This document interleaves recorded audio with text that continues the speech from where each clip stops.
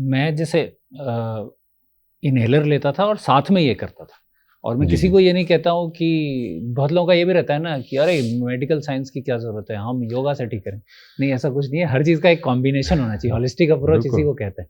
और मैंने जी, ये जी, भी जी। पढ़ा था कि अगर कोई मेडिकेशन दिया गया है अस्थमा के पेशेंट को और वो नहीं ले रहे हैं, कि नहीं मैं इस तरीके से ठीक कर लूँगा, तो उल्टा उनका और अस्थमा एग्रेवेट होता है, वो बढ़ता रहता है, वो खराब हाँ, होने की बिल्कुल, स्थिति में बिल्कुल। है, तो उससे कुछ फ़ायदा नहीं होता। नहीं देखिए, इसमें सबसे बड़ी बात क्या है कि आपकी quality of life, hmm. So that is very important. जो गोल है इसके ट्रीटमेंट का, वो आपकी क्वालिटी ऑफ लाइफ सही होना बहुत ज़रूरी है। अगर जी। आपका रोज़ साँस फूल रहा है, तो आप कैसे काम करेंगे? या बच्चे को अस्थमा का अटैक डेली हो रहा है, तो स्कूल ही नहीं जा पाएगा बेसिकली। हुँ, हुँ, तो हुँ। ऐसे कई बार बच्चे आते हैं हमारे पास जिनको कि बहुत कंटिन्यू, और जो पेरेंट्स हैं उनको, क्योंकि because they don't want to give inhalers, हुँ, एक बहुत बड़ा टैबू है।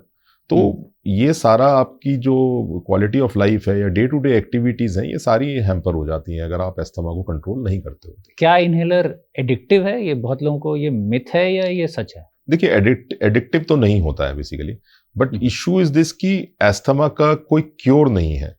तो हुँ, अगर जिस चीज का क्योर नहीं है, अब हम इसको अगर कंपेयर करें ब्लड प्रेशर के साथ या डायबिटीज के साथ में, तो हुँ, जैसे ब्लड प्रेशर या डायबिटीज की दवाइयां भी लंबा समय लेनी पड़ती हैं, हुँ, तो उसी तरह से एस्थमा में भी है। तो जब आप इनहेलर्स यूज करते हैं तो आप बिल्कुल ठीक हो जाते हैं, फिर ऑल ऑफ अ सडन आप बंद कर देते हो, हुँ, तो वो दोबारा से एस्थमा का अटैक या कुछ भी अगर होता है, तो आपका ये एक परसेप्शन बन जाता है कि जो इनहेलर्स हैं वो एडिक्टिव है, कि जैसे ही हुँ, हम छोड़ रहे हैं दोबारा से वो तो डिजीज तो आपको थी ही ना। हुँ, वो हुँ, तो इनहेलर इस्तेमाल करने से भी पहले आपको डिजीज थी। फिर इसमें भी दो सेट ऑफ पेशेंट्स हैं। देखिए, कुछ लोगों को सिर्फ सीजनल होगा, हुँ, जब पॉलन का सीजन होगा तो ये आपका फेब मार्च अप्रैल में उस वक्त होगा, अदरवाइज वो बिल्कुल सही रहेंगे। जी, कुछ लोगों को फिर अक्टूबर नवंबर में होगा, कुछ लोगों को बरसात में होगा। तो हुँ, इन लोगों को पूरा साल इनहेलर लेने की आवश्यकता नहीं पड़ती है बेसिकली, ये उस सीजन में लेते हैं और उसके बाकी समय में ये ठीक रहते हैं बेसिकली। हुँ, but there are certain people जिनको कि पेरिनियल रहता है, पूरा साल भर रहता है बेसिकली। हुँ, तो वहां आपको एक बार उसको प्रॉपरली कंट्रोल करके जो भी छोटा मोटा डोज है उस पे आपको कंटिन्यू करना पड़ता है।